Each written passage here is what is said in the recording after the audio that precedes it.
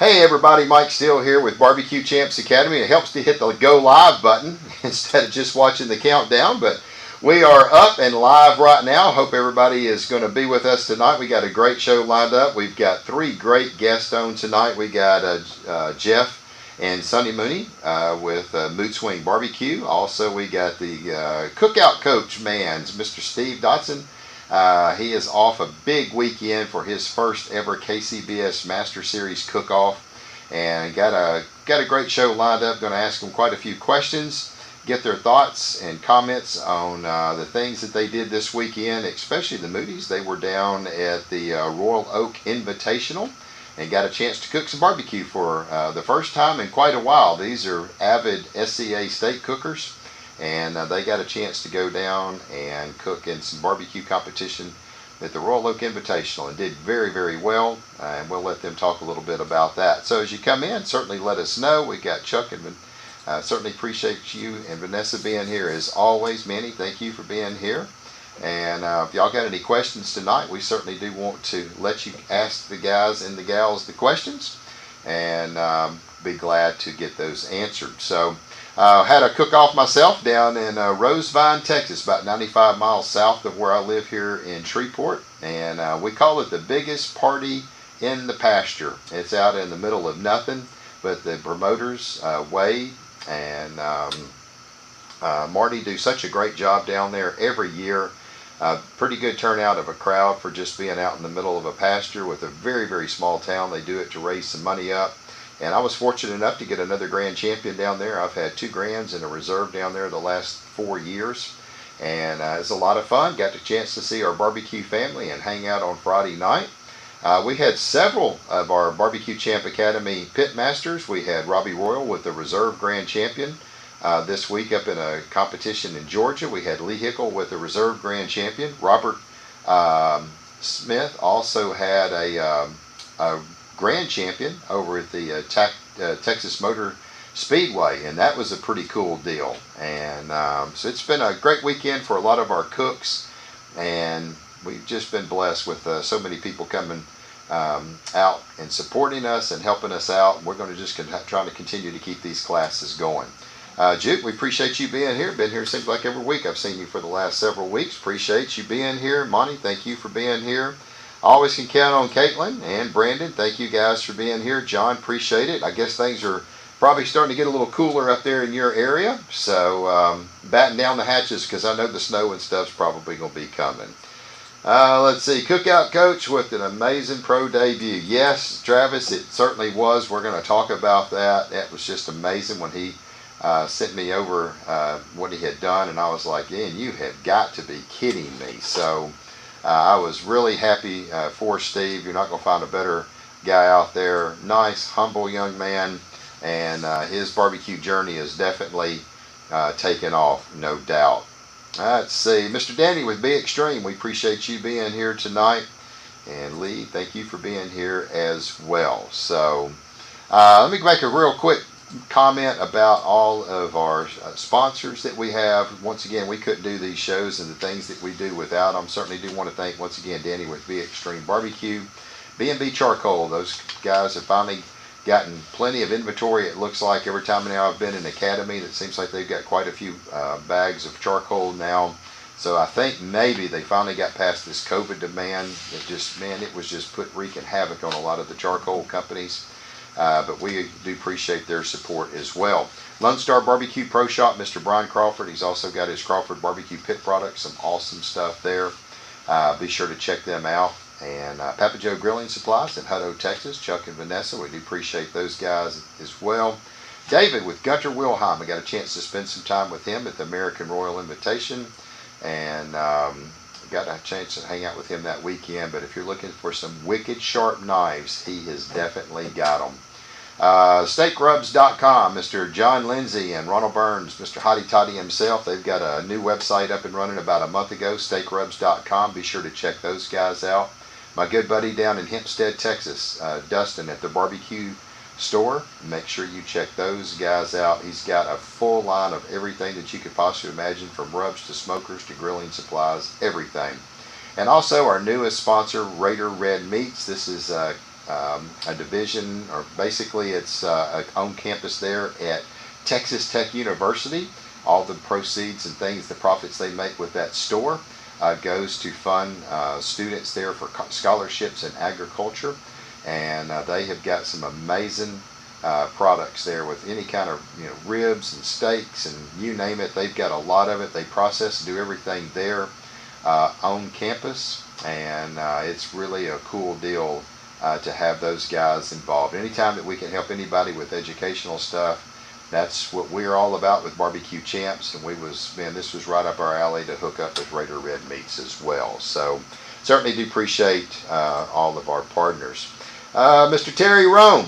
Terry, just killing it, buddy. I think, if I recall, did you still stay number one again after this weekend? I didn't see all your results, but I think that you're still number one. Let us know if you are. Jody, we appreciate you being here as well. Marlies, thank you for being here. And let's see who else we got. That's about it for now.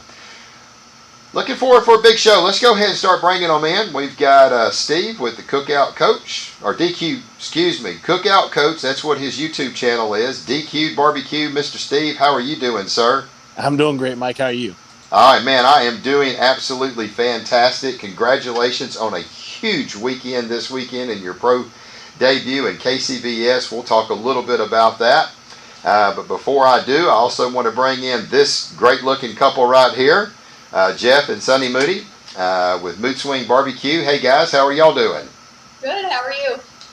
Doing well. Congratulations on a great weekend that y'all had cooking this weekend at the Royal Oak Invitational. So I know y'all are coming off that big weekend, got an opportunity to go cook with a good friend, and we're going to let you guys tell us a little bit about that. So why don't y'all go ahead and kick it off first and kind of tell us how all that happened. I think you got a phone call from, was it Phil, that needed some help?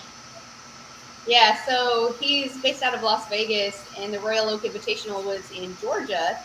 He's one of the sponsored teams, and so he gave me a call not long after he got off the phone with them, and he was like, I'm going to have to fly in. I'm not going to have any equipment or a team to come with me. Would you guys be willing to come and help me? And at the time, we were like, yeah. This was a couple months ago, and we're like, yeah, absolutely, we'll put it on our calendar. So yeah, we were able to go and help him cook and compete, and had a great weekend. It was kind of tricky. We were really kind of scared because we didn't have time to practice together. We've never actually cooked together. And we've never competed together at the same competition. So we've had lots of conversations on the phone. He and I are really good friends, so we've talked through recipe development, all kinds of different things, but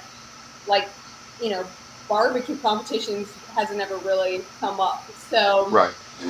It was a little nerve-wracking going in, as we have our own system and our own flavor profiles and things that we use. Even our smokers are different than his, but it worked out. And I think it's just due to communication. We were very just open, and we communicated really well throughout the entire process. So. That's good. Have y'all cooked any barbecue competitions in the last 6 or 8 months, or is this? I know y'all are big on the SCA trail, so. SCA trail. So that was another thing I was a little concerned about. Like, he called me, he's like, "You want to be our team?" And I'm like, "Yeah, but sure. It's been a while for us. We might have to shake off a little rust." Yeah. So did y'all cook on Goldilocks? We did. We did Goldilocks. Okay. And, yep. Okay. All right. So basically, I ran the fire. We all kind of pitched in with trimming meats, all the different meats, injecting and seasoning. Kind of let. Since it was his, it was his team, right? He's the Royal Oak sponsored team, so we ran with his flavor profiles and how he wanted the boxes built. I got a lot of comments about that because I was rolling green leaf lettuce. It was not kale. Normally, Jeff and I will actually do kale. Right. But he runs his process with green leaf lettuce, so that's what we were running. But, yeah, that's good. Apparently, going into it cold worked out. There were a lot of the top cooks in the country at that one this weekend, and to finish in the top 10 is pretty awesome in that group. So right. Wow. So what duties did you have, Jeff? What did I have? Well, yeah, what duties? Because y'all are all cooking as a team, so we already know one of them. And when y'all, I noticed just a second ago, you said we all did meats, and I saw Sunny kind of go roll her eyes because I know what meat she got stuck with because I saw the picture on Facebook. But we'll let you go ahead and kind of tell us what was your role in the whole deal, because that's a pretty unique situation when you have somebody coming in that you've never cooked with out of Vegas. Y'all come in, y'all go meet at your place y'all never cooked at. How did all that come together for you? What was your role, Sonny? What was your role? Yeah, I mean, we didn't really, honestly.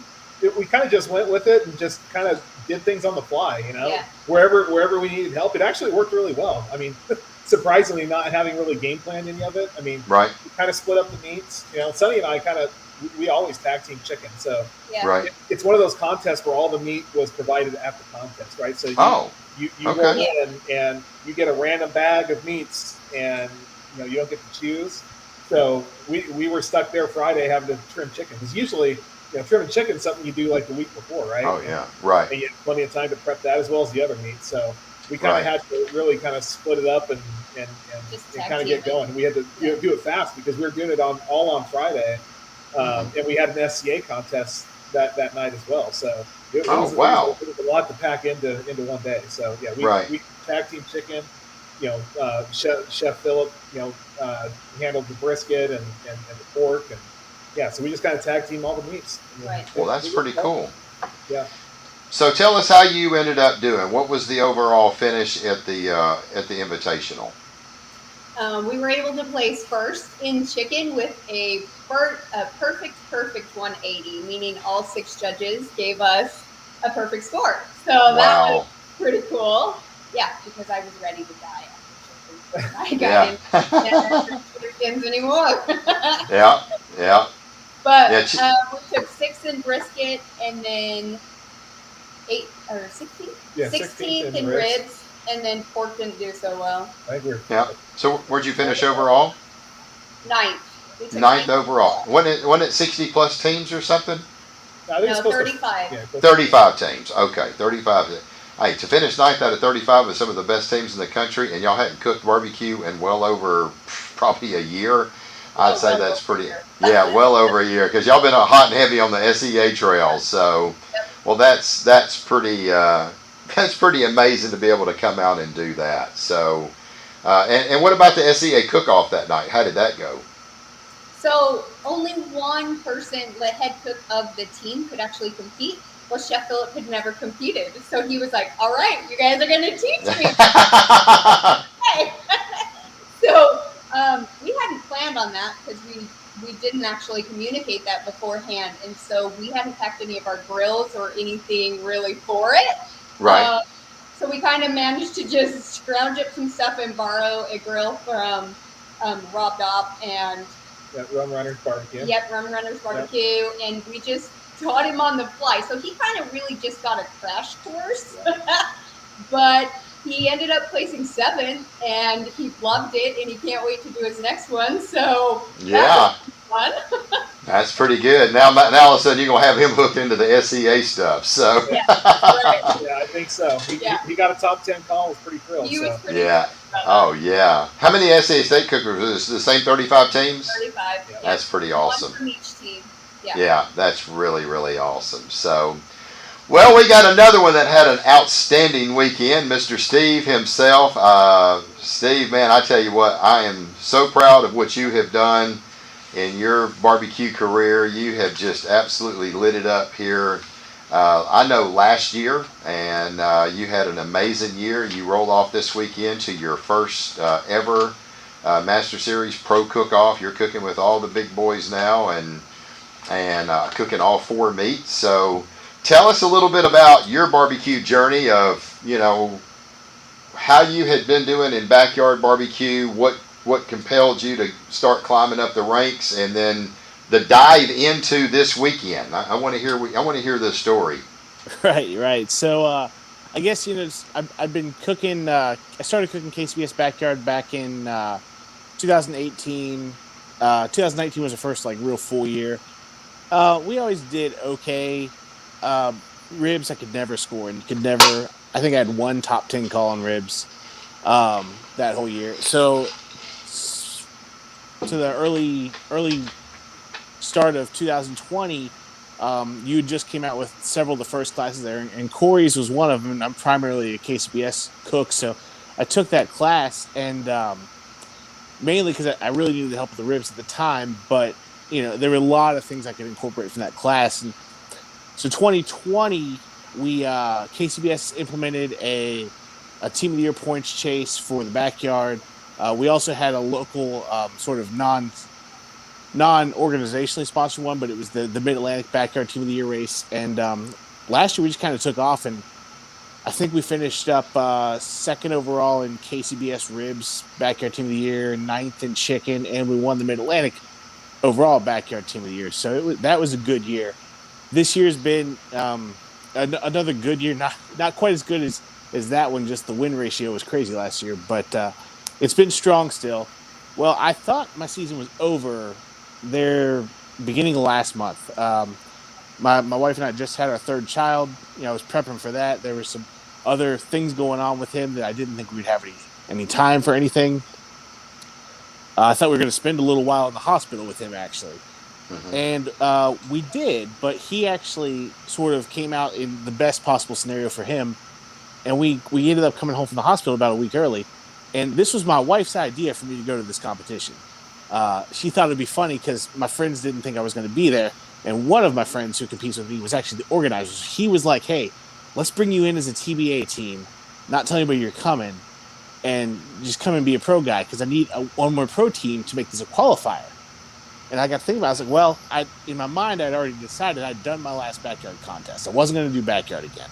Okay. But also, I'm a big practicer. Like, you can ask Corey. I used to poke him a fair amount when I was first taking his class because I was always practicing something. And I'd never practiced a Wagyu brisket. Honestly, I'd never even cooked a competition brisket because it just wasn't ready to implement that in my program yet. But right. I'd watched the video before, and I knew I had a week to watch it a bunch of times. People ask me how many times I watched that. I'm not sure. Mike could probably look it up, but it was well over 10. It was a lot. Yeah, it was a lot. So I scrambled, somehow got the meat together, had all the rubs and sauces I need, actually. And late Friday night, we got there for this double. And it's a great contest. It's called The Nightmare Before Zombie Q and Zombie Q. This is his 3rd year. It's great. And there was a lot of good teams there. There were a lot of teams there that got their names called at the Jack the week before. And yeah, so we just kind of went out there to run a race. I always tell people barbecue's a lot like golf, right? You want to win, but at the end of the day, you're just trying to beat your personal best. So there were, and like I said, we got to cooking, and we got through chicken, and I took the bite, and it was okay, but it wasn't great. And I was just like, I don't know if this is going to do anything. And like we were talking about a little bit before we went on air, back in the backyard, if you bomb a category, you're out of it for the grand. You can recover the next category, you can get some points there, but you're out of it. Right. I see Mr. Luke Darnell's commenting on this one. He was there with us this weekend too, giving us some help as well. Luke's a great guy. He is an unbelievable cooker, no doubt. Absolutely. He had a few words of wisdom there, and I was coming back and I was just going through the motions of our rib, and I realized, I don't just have ribs left. I've got ribs, pork, and brisket left to try to make up some ground. So and my whole goal, the pressure was off. I was no longer one of the top dogs in the backyard anymore. I was the new guy in the pro. I just wanted to hear my name called once. So I was like, all right, let's recover. Let's get some decent entries turned in. Let's see if we can't get our name called. So we went through it, and, ribs went through, and I do pork occasionally in backyard, double 3rd category. So pork went through. And I knew it wasn't great, but, it is what it is. And that brisket came out, and I said, well, I know I did what Corey said. I did what other people have told me. That's the moment of truth here. It either is or it isn't. So I cut it. And at first cut, I was like, oh, no, it's tight. And then I picked it up and went, no, this thing's pretty great for me because, again, I never cooked a Wagyu. Never cooked one, yeah. So we got it boxed up and sent in, and we go up to awards, and there I am. I just wanted to hear my name called once. And we ended up taking a 4th place chicken we won our first pro category with first place rib. That'd be dang. In our first competition.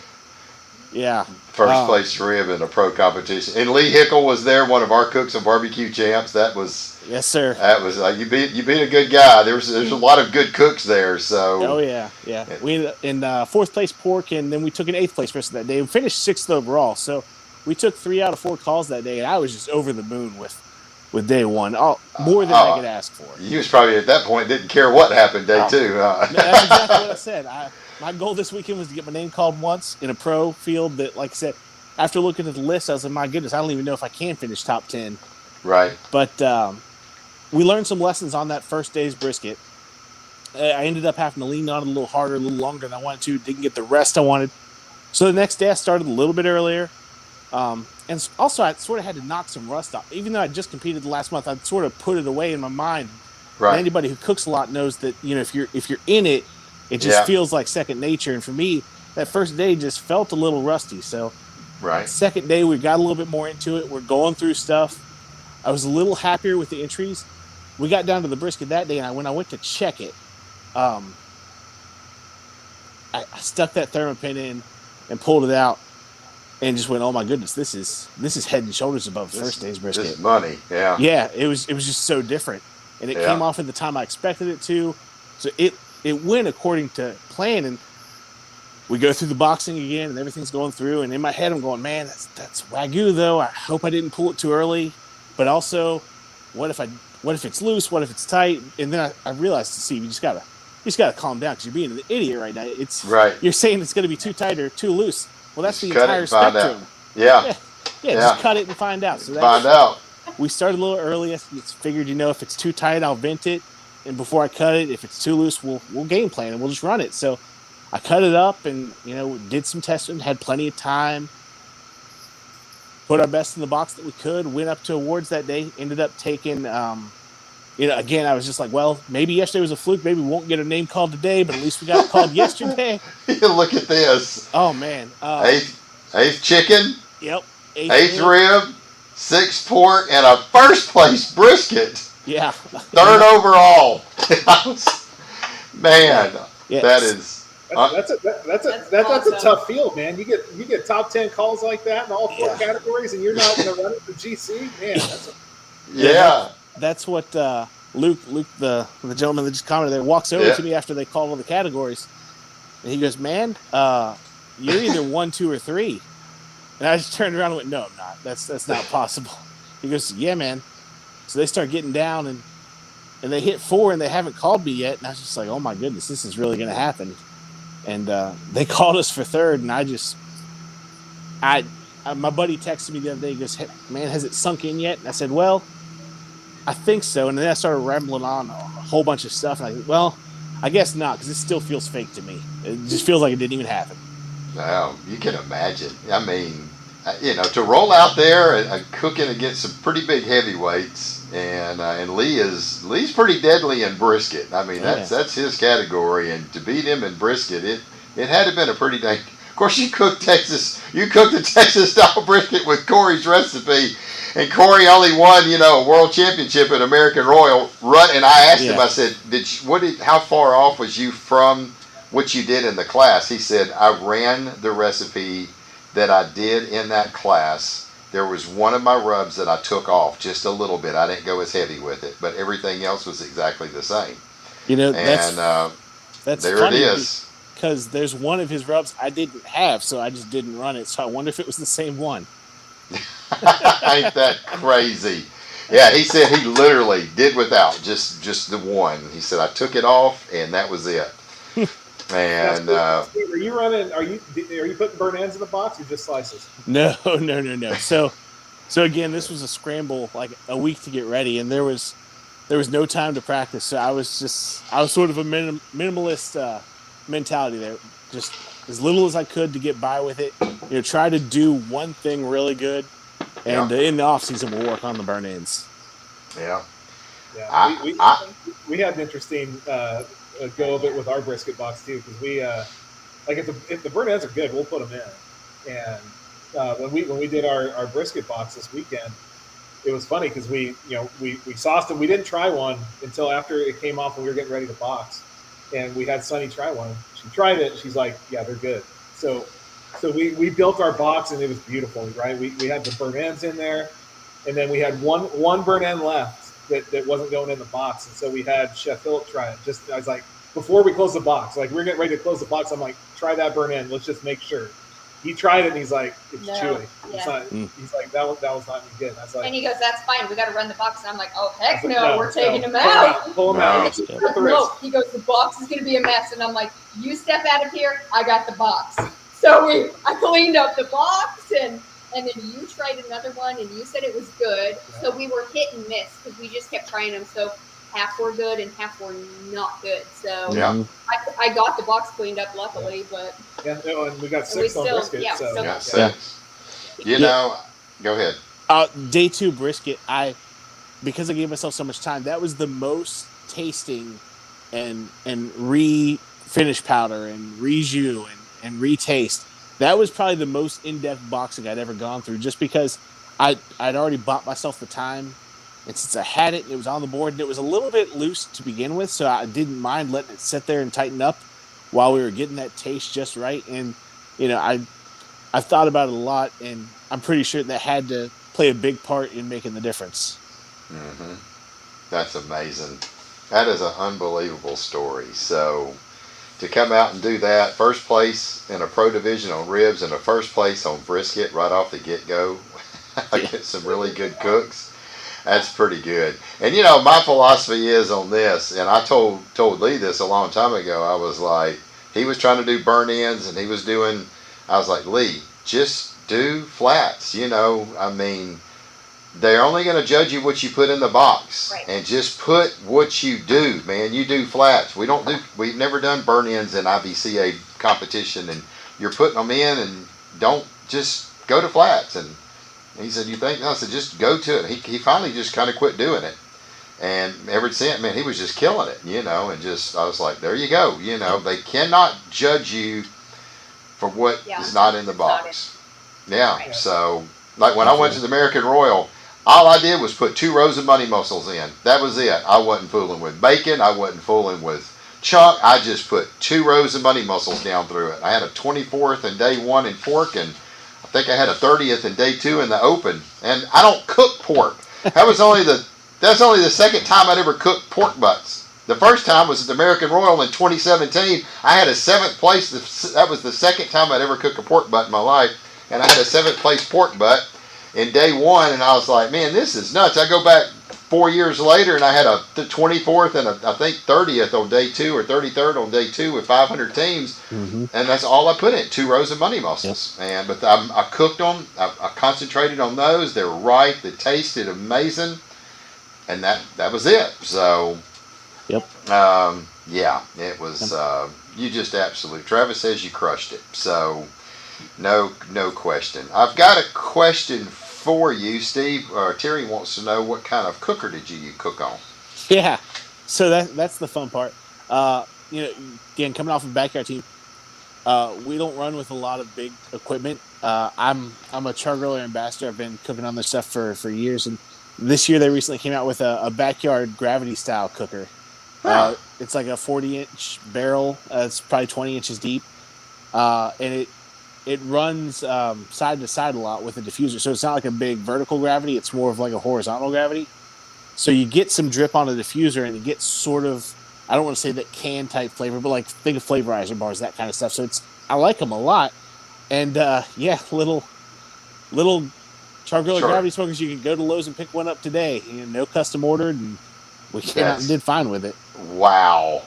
It ain't the cooker, it's the cook, right? I mean, yes, a good pit man. I've seen guys. It was funny. I guess it was probably 4 or 5 years ago. We was at a barbecue competition, and Adam Gotro was just, every time he was crushing it, and I kind of was joking, and I was like, I guess I could just give you a trash can and you could cook on it. You're just good, And all of a sudden, now everybody, I can't make that comment no more because everybody's cooking on trash cans, right? So drum cookers. But, I think that's if you're a good pit master, and I tell people all the time, if you can control a fire, if you know how to do fire management, if you can control the heat, if you can control the smoke, I don't care what you cook on, you can make it good. Mm-hmm. So, see, Sonny and Jeff, do you agree on that?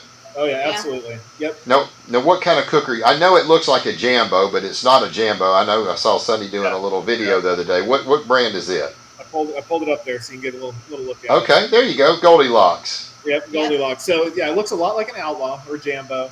Okay. So it was actually custom built by Dub Siegel out of Kansas City. So Dub, so he's a competition cook himself. He became renowned because he built Joe Pierce's slabs, right? So Joe runs on Dub's pits. So we had heard about Dub through Joe and actually a friend of ours in Arizona that was looking into having Dub build him a pit. So at the time, I wanted to get a Jambo, but they were so far out production wise.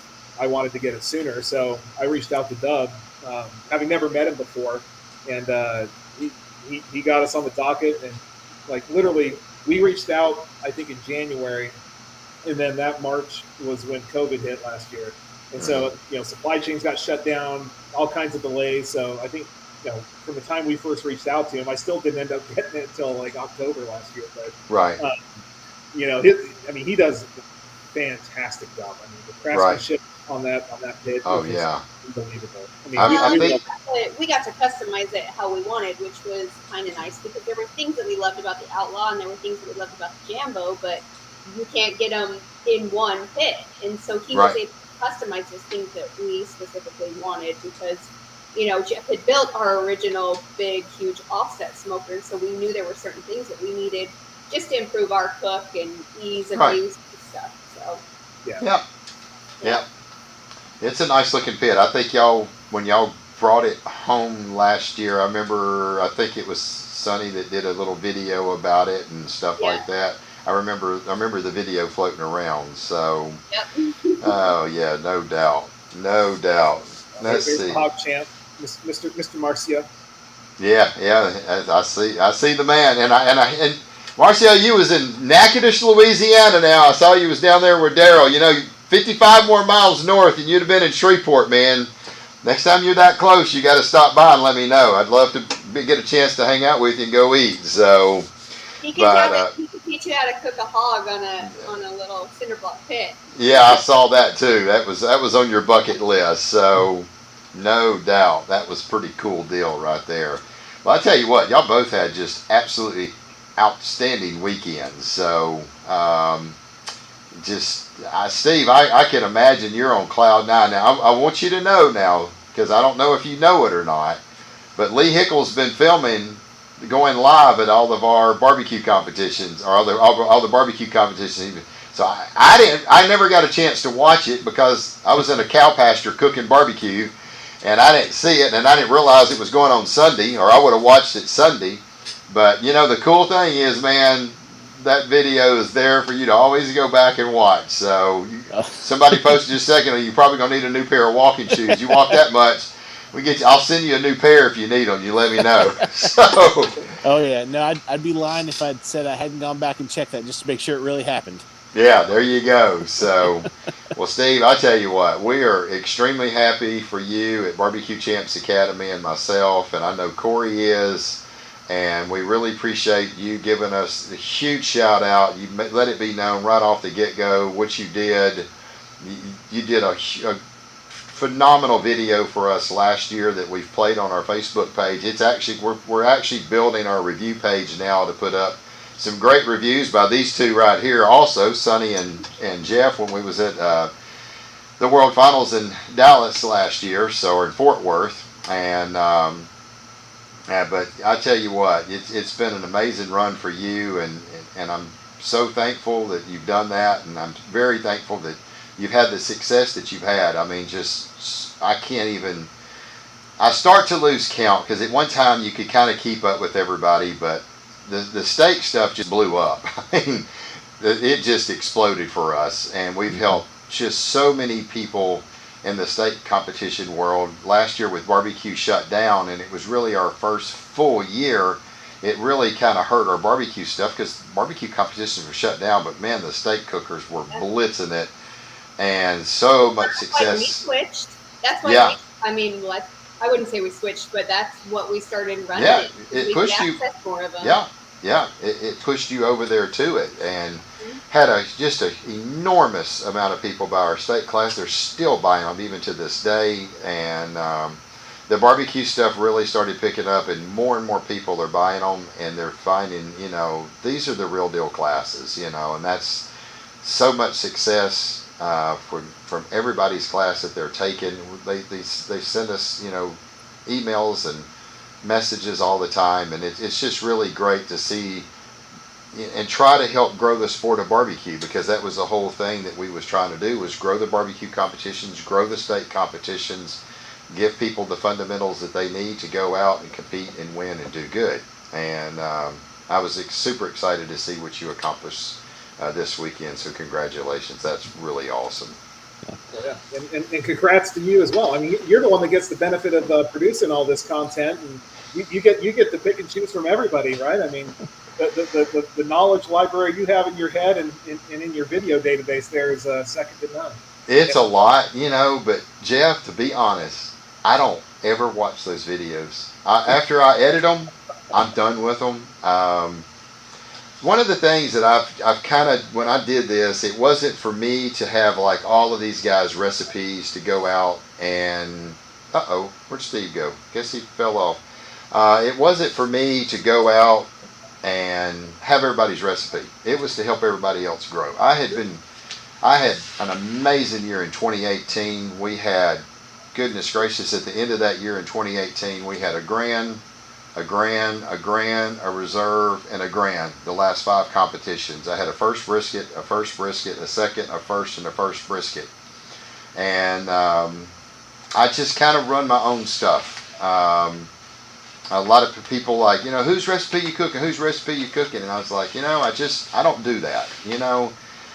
To me, I didn't do it to get all their information so I could go out and use it against the people that are taking the class. Sure. Yeah. And even like I cooked the SCA steak competition, and I was like, I'm going to use my brisket rub on. So it's just. I'm living proof that flavor profiles, you can win with a lot of different flavor profiles. Because when I started, I was starting, with just kind of what we threw together with Loot and Booty and some of our AZ friends, and I had their rubs. So that's what I won my first place with. And then from then I have switched, I did Arcasipi for a while, and I did Elk Creek for a while, and now I'm sponsored by Cosmos, and it's been great. But I've won with all the different ones. So is there just one specific flavor profile? Absolutely not. Nah. There's a lot more that goes into it, such as technique, and you've got to be able to master that before it's just your flavor profile. Yeah, I think that's the biggest thing, and the flavor profile. It was in 2018 that I just was working on a new recipe for brisket, and I had a very, very good recipe for brisket ever since I started cooking. My very, very first competition I ever cooked in my life, I was 50 teams at a IBCA state championship cook-off over in Dallas, Texas. I'd never cooked before, and I go in there and I had a first place brisket, and I had an 11th place rib. I finished 3rd overall. Well, needless to say, I was hooked at that point. And I had been running that same brisket all the way up to 2018. I could always finish usually in the top 10 about 60% of the time, those first 2 or 3 years. And then in 2018, I told my wife one, I said, I'm going to try a new rub recipe. And she's like, why? Your brisket's been doing very good. And I was like, I just want to try something new. So I tried something new. And I had a 6th place brisket with it right off the get-go. And I was like, wow, that's pretty good. Let me try it again. So I tried it again. And I had a 5th place brisket at the next competition. I was like, well, now I got another recipe, But there was one thing that I was adding to it. And I was like, well, let me take that out. And it was something in the wrap that I had. And I was like, let me go to my next competition, try this same one without the wrap. And 1st place. Next one, 1st place. Next one, 2nd place. Next one, 1st. Next one, 1st. 4 first and a 5th, the last 5 competitions I rolled off into 2019, and it just third place, second place, first place, and I've been rolling that recipe forever. And flavor profile changed a little bit. It was really, really strong up through 2020. At the end of at the end of 2019, the flavor profile changed, and my brisket all of a sudden, it was top 5 just about everywhere I went. It started falling down to 9th, 10th, no final table, 9th, no final table, and I was like, something changed. And I'm one of these weirdos that I measure all my rubs out to the gram. So I put the same amount of rub on my rib, everything, like ribs and brisket especially, and I was like, okay, I think I know what's going on. So I went in, I got my calculator out, I took 40% of the rubs off across the board, so the flavor profile stayed the same, just not as much. And I go to another competition, 63 teams, I never had cooked there before, second place brisket. And I was like, boom, we got it. And that worked all the way, that was in December of 19, it worked all the way through 2020 and into 2021, and then all of a sudden, about halfway through this season, it stopped working, and it started going back down again. And I was like, well, let me roll those salts and things and rubs back into it. And when I did, it went from the bottom right back up to a 4th place. I didn't go the full strength. I snuck up on it. I said, I'm going to go back to the full strength of that 2018 recipe. Second place brisket, first place brisket this weekend. So I think a lot of it is just finding small tweaks. And I think sometimes people get too hung up in wild things, I think I always say good barbecue travels, and I'm the kind of guy that I'm just going to kind of cook that good savory, because we're cooking for backyard judges. We're not cooking for certified judges. Right. And I think that's kind of the big thing to me that I try to do is just good balanced barbecue. So I've got a lot of these guys' recipes, and I think before I went to the American Royal, I did watch Corey's chicken, because I don't cook chicken thighs. And I was like, well, I'm going to kind of at least see how he does these thighs and trimming them up. And but it was the same that I had done. He didn't cut the fat completely off. He just kind of pulls it back some. And I tried it, and I was like, nope, I'm just going to go ahead and pull the skin off, and I'm cutting all the fat off. I didn't want to practice. Lee was screaming at me, you got to practice. I was like, no, I don't. You ain't cooked a KCBS competition in 4 years. I was like, I'm fine with it, But I said, I'm not going to do a brisket. I'm not going to practice ribs, and I'm not going to practice pork butt. I'm just going to roll what I do, and I'll do a pan of chicken. So I did 1 pan of chickens before I went. And I said, okay, they're good. They're bite through skin. I'm fine. Heck, I finished 24th, I think, overall in the Invitational. I was like, yeah, I got this, and finished 64th in the Open, out of 500 teams. I was like, yeah, I got this. It's good. So I don't know. I mean, I ran my recipe for my ribs on my pork butt. And I've got a really good rib that's been working. And I was like, it's pork. Just run that same recipe. So anyway, but it's a lot of fun. It really is. And just being able to help people cook and stuff like that, to me, that's the biggest thing that I like. So agreed. That's Jeff knows it. That's one thing you talk a lot about taking the classes, but actually you and I have had some conversations, because we're kind of in the same mindset of that with the real technical data to the point, and I think a lot of that plays into what kind of a cooker you are. And I've actually, since last year, because I made it known pretty early that I took that class, I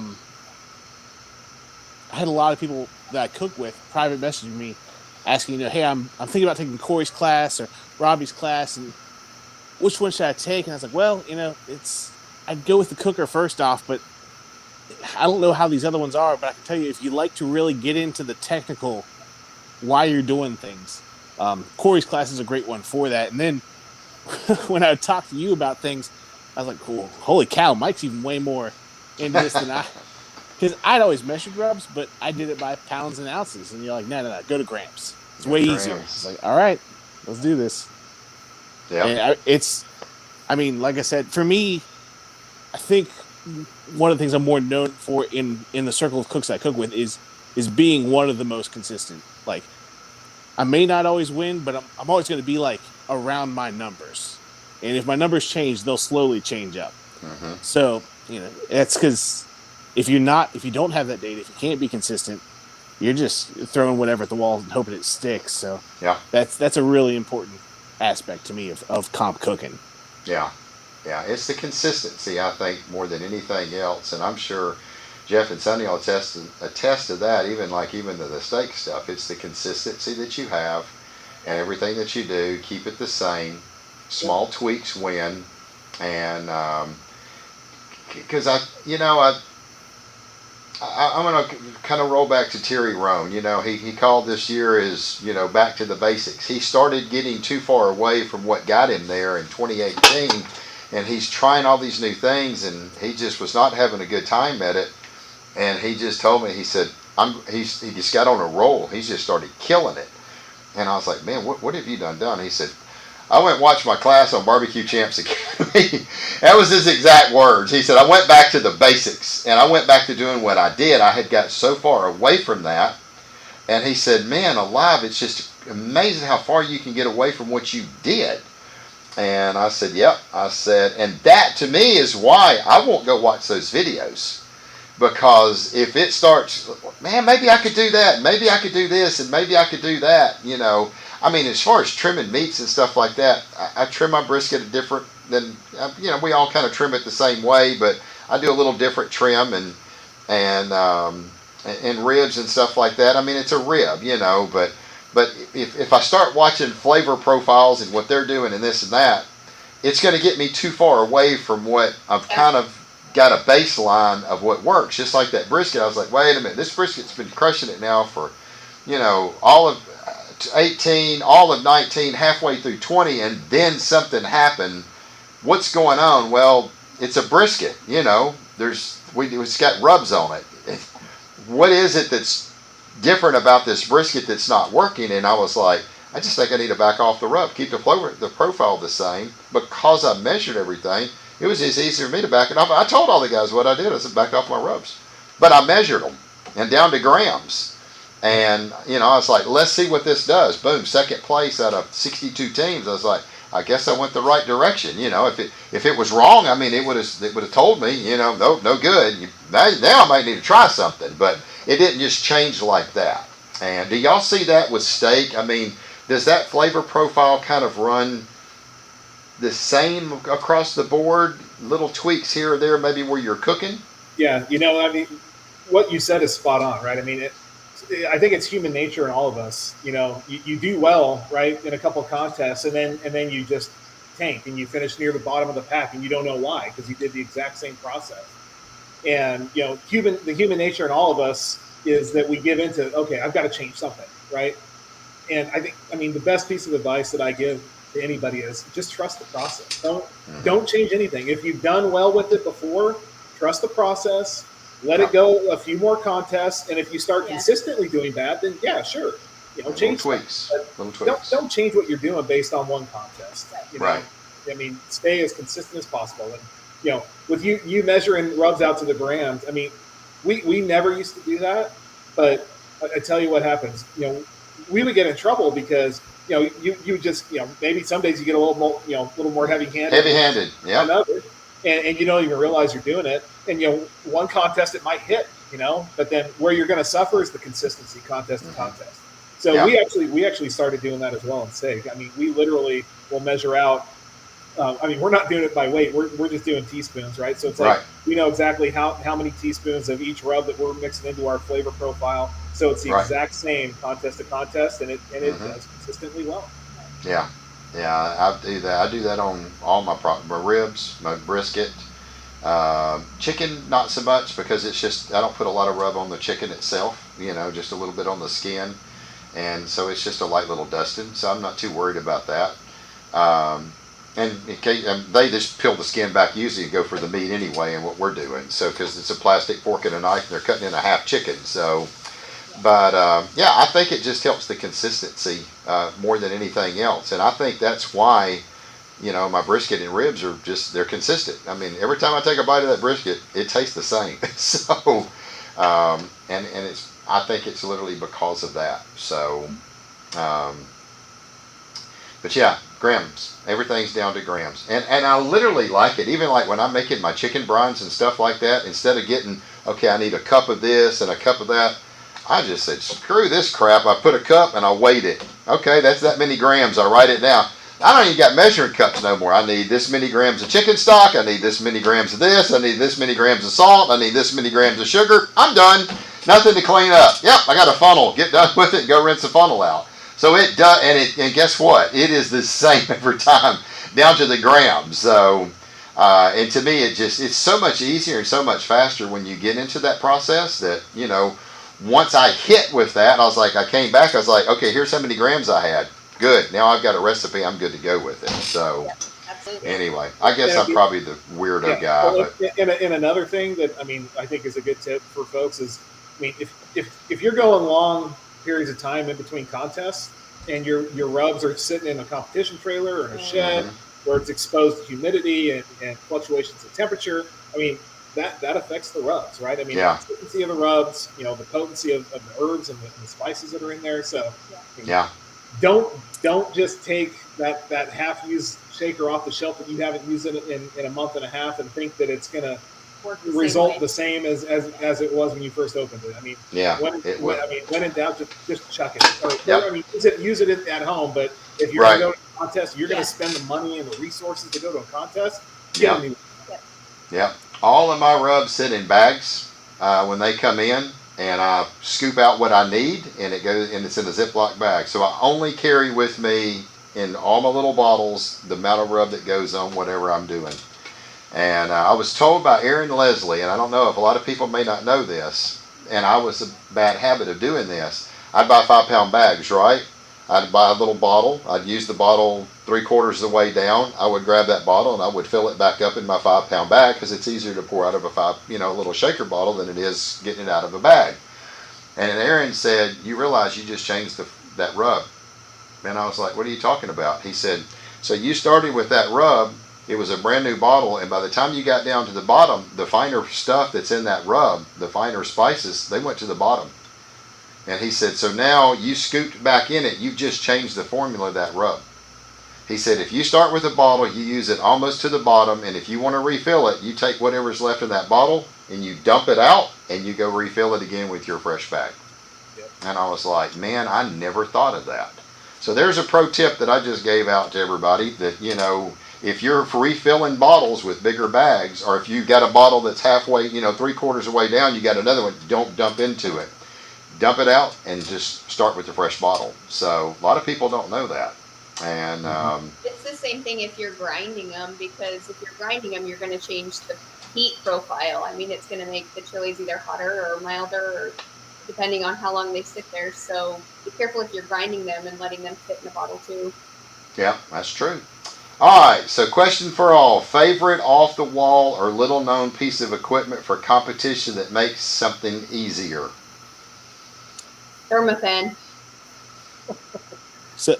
I think that was probably a given. Most everybody's relying on that in the competition circuit these days. I don't know. I'd say like a thumb grinder. Like if you're applying like a finishing dust or something on your meats.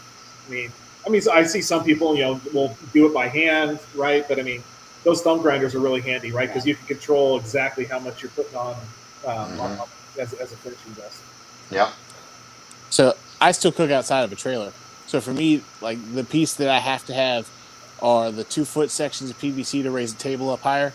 Yes. My back just breaks. Yes. Jeff's a tall guy too. I got them on all my tables because I'm 6'2", and I think Jeff, you're what, about 6'3", 6'4". I remember you was pretty tall. So yes, so Jeff's 6'5", and I'm 5'3". So okay, in our trailer, we have tall tables for Jeff and we have short ones for Sonny. So. That is too funny. That is too funny. Let's say off the wall piece of equipment for competitions that makes it easier. I think everybody has to have the disposable cutting boards. Number one, I am not cleaning up no wooden board. Mm-hmm. And I'm a fan of disposable everything. Yep. yes, disposable. So, and I had the thumb grinder until Lee Hickle turned me on to the electric grinder. Man, you talk about consistent. So there's one that's on Amazon. I can't remember the name of it, but it is an electric thumb grinder, or electric grinder. And man, you can put it in there. You can adjust it to whatever you want, and you can hit that thing. And when you go across, it is like perfect. So I like that little equipment. It's pretty nice looking. It's a pretty nice, handy piece of equipment if you're wanting to put a little finish and dust on stuff. So I think we all got one in there, no doubt.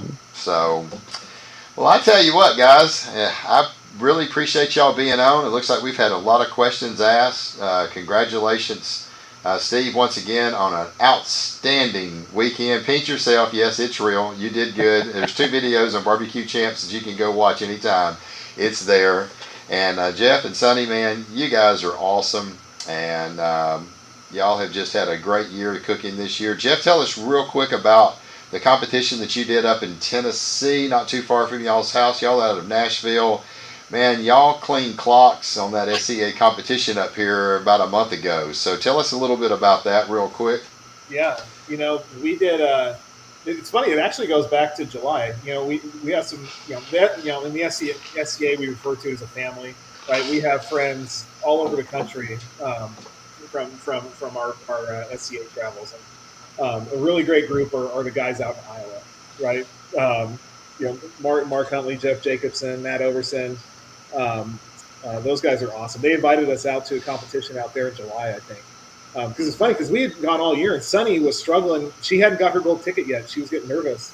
Those guys invited us out, and we cooked with them. I don't know what it was, because, we didn't really change much. Those guys were great, right? Because they helped us out, gave us some tips. I took all my stuff with me. They let me borrow a grill and everything, but they said, come on out. We guarantee you'll get your golden ticket.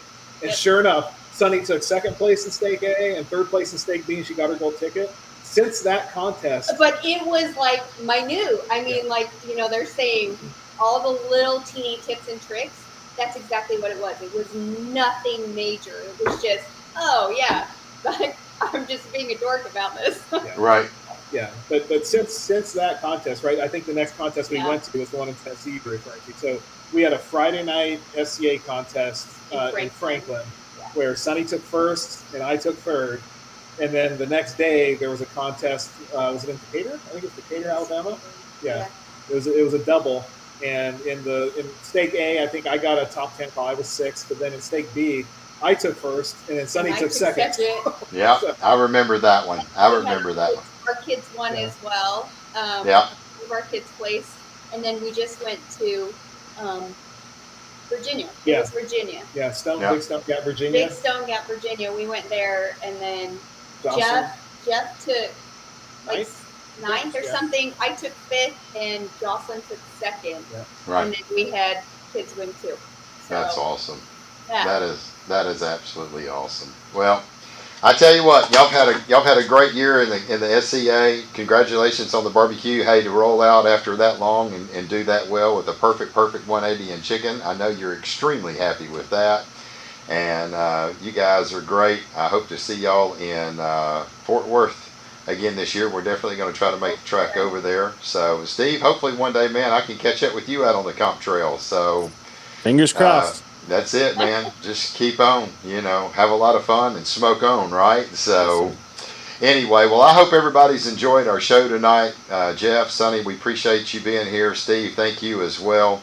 And we've had a great time. Hope everybody will catch us next week. We do these every Tuesday night, Lord willing, at 7 o'clock Central, 8 o'clock Eastern. If you're on with us tonight, we hope that you'll be with us each and every week. And we're looking forward to seeing you on the comp trail one day. As we always say, go out there, have a lot of fun,